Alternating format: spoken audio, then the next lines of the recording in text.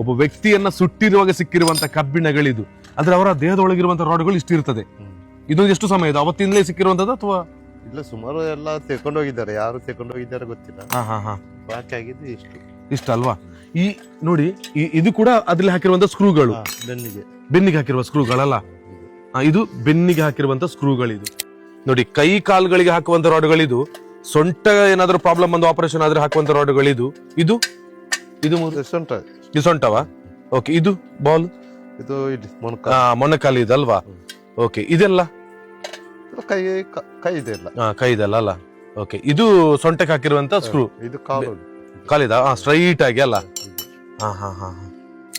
Think ಮಾಡ್ಬೇಕು, ವಾಹನದಲ್ಲಿ ಯಾಕೆ ಸ್ಲೋ ಆಗಿ ನಾವು ಹೋಗಬೇಕು ಅಂತ ಹೇಳುವಂಥದ್ದು. ಇಲ್ಲಿ ಶಸ್ತ್ರಚಿಕಿತ್ಸೆ, ಆಪರೇಷನ್ಸ್ ಅದು ಇದೆಲ್ಲ ಆಗುವಾಗ ಹಾಕುವಂತ ರಾಡ್ಗಳು ಇದು ನಮ್ಮ ಬಾಡಿಯಲ್ಲಿ.